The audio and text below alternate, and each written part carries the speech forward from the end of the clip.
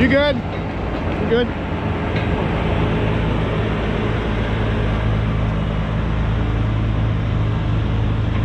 What about right here somewhere? Be good. Oh, up. Well, there's the fender.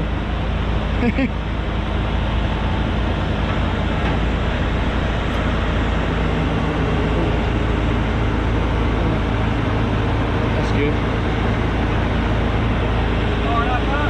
Yeah. That'll work. Oh, you gonna take it off? Yeah, I'm not taking the machine. Oh, yeah. Shoot. All right, hold on. Let me do this here. I'm just renting the rake.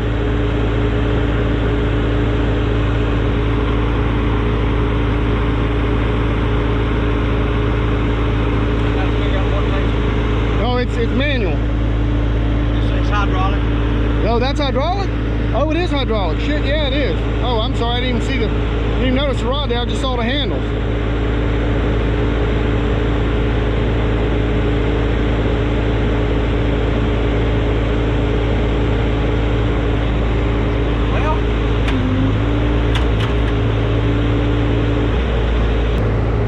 There she goes. Whoa. There you go. Put it down. Awesome. Nice. All right. Nice. All right, let's get this thing strapped down. Good Tuesday morning, everybody. We are back out on here on this backyard project. And I've got the skid steer out here. And I went and picked up a brand new Paladin M60, I think it's M6, yeah, or M6 Harley Rake, Power Rake, Harley Rake, whatever you want to call it, from United Rentals. I rented this for the day, and I think the M6, if I had to guess, that's probably the width of the drum. I'm guessing that's probably a 60-inch drum. Maybe, I don't know, let's see. Weight, 1,000 pounds. I don't know. 22 inch? No, that can't be right. I don't know. It is brand new, 2021. And the max flow of this is 25 gallons a minute. So I think with this thing, without the high flow turned on it, full throttle, I think it's 22 or 23 gallons a minute, something like that. So I shouldn't need the high flow to run this.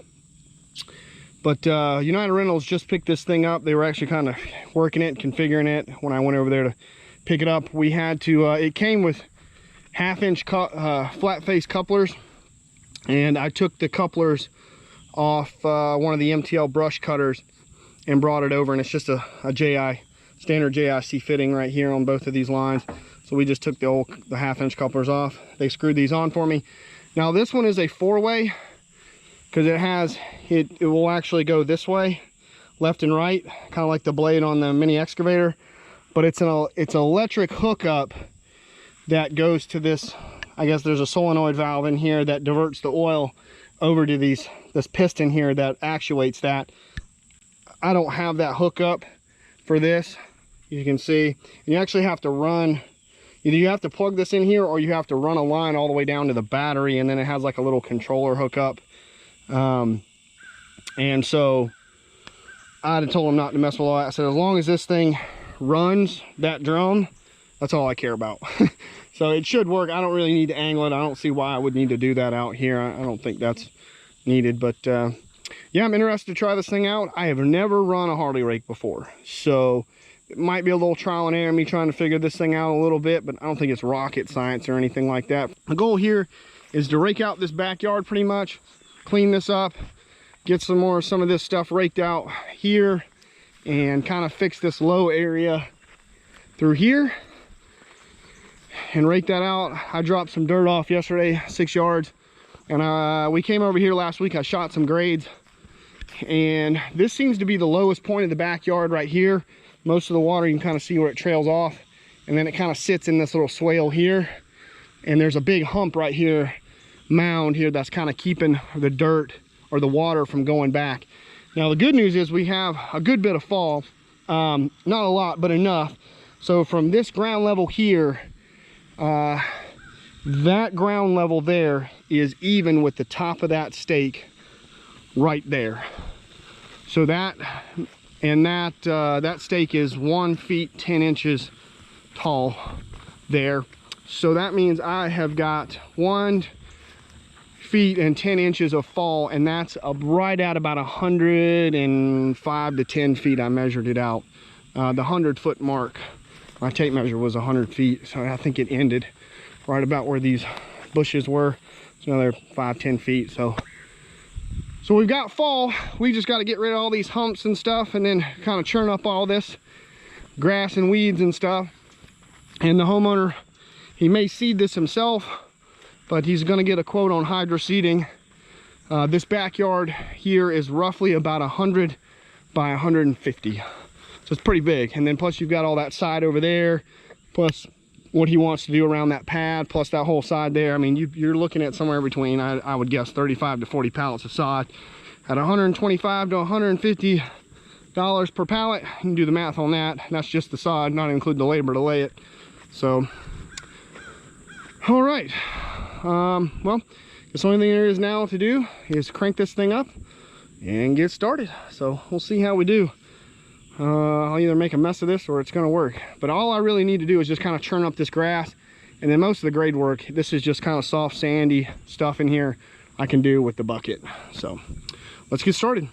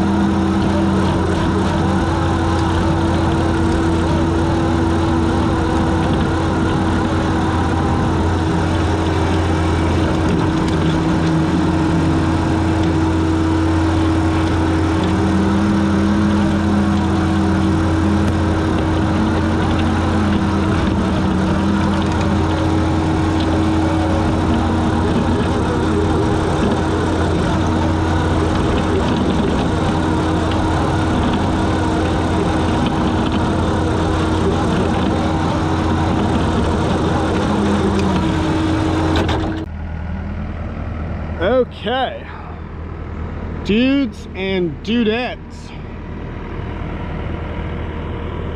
we're looking pretty good through this. It's freaking 1,000 degrees outside here today, and had a little bit of issues with the GoPro overheating, so I wasn't able to time lapse all this. But good news, I pretty much got this really close to where I want it. I was able to, there was a big hump right here, and I basically was able to take that dirt that was kind of humped up right there and push it into these low areas, like especially that low area right there. I didn't have quite enough dirt, but I've got 6 yards sitting over there, and I think that's plenty of dirt to just fill in this little low spot here and that little low spot over there. But this looks great. This looks really good, dude. The homeowner, I mean, he is like super stoked with this right now. He's so happy. He actually feels like he's got a backyard, you know, now.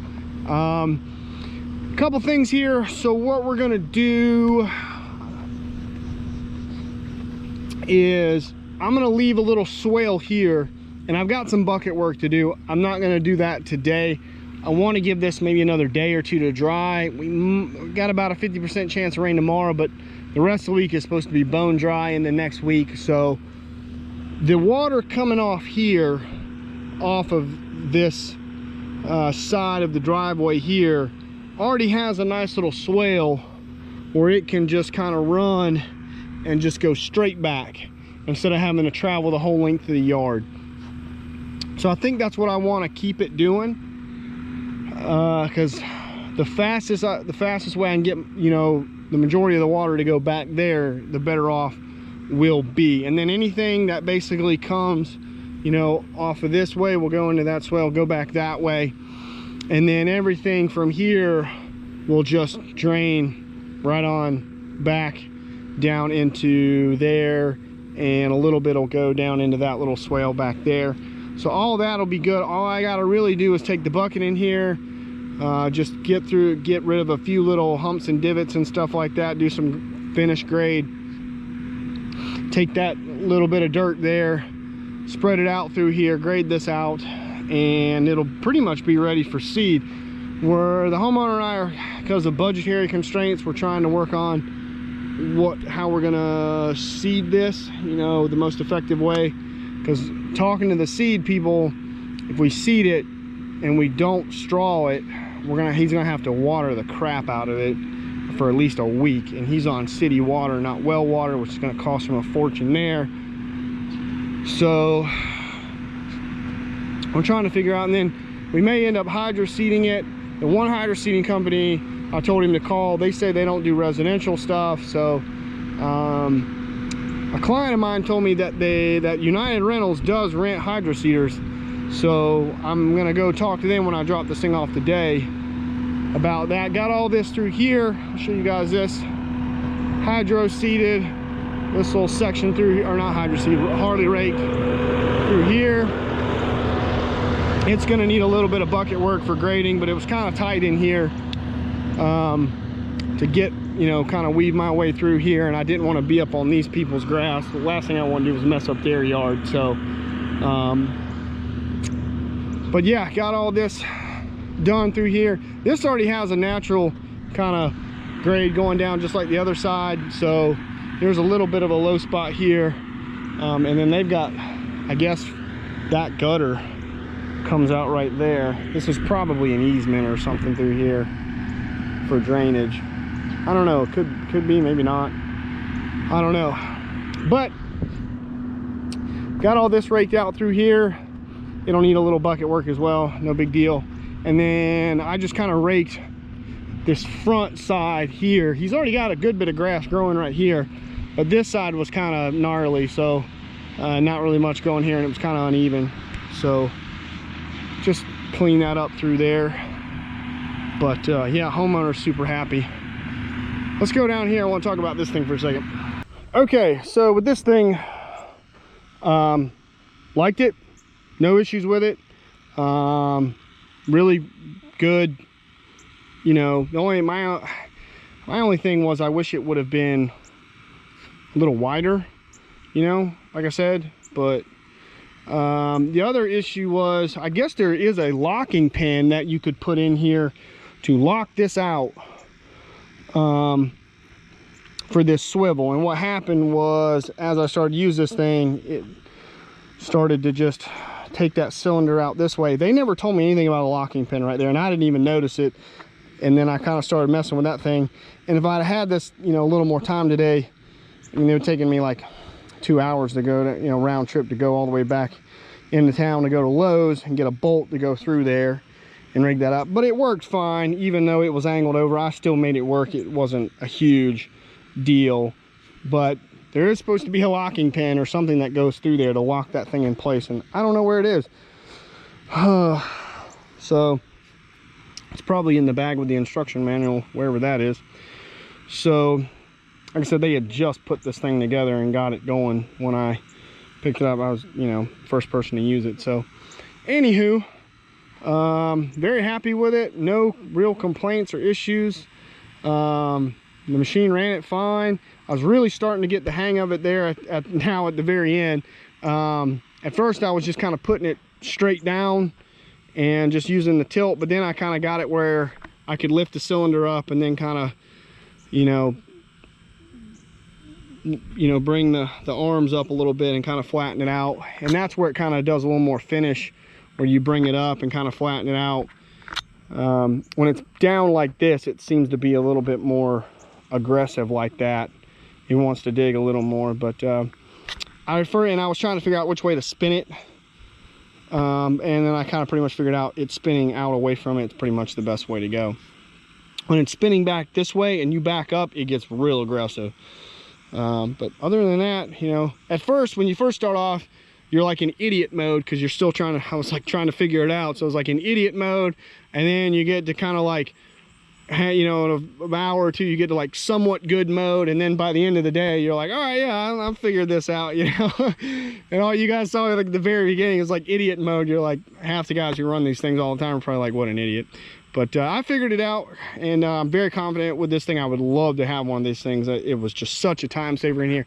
It kicked out all of that crap that was in here, in this ground, and you know, all these little pieces of roots and stuff that could damage a lawnmower. It kicked and got all that stuff right out of the ground. You know, there's a couple little small pieces of stuff here and there, but after this is seeded and stuff, that'll rot down. It'll make good nutrients for the grass. So, but all the big stuff that was still left in here, it kicked all that out. I kicked it over to there, and then I just took the Harley Rake right down the edge there and put it right back there into that pile. And this is coming along. So I'll be back here either Thursday. I gotta go out of town Friday with Misty, but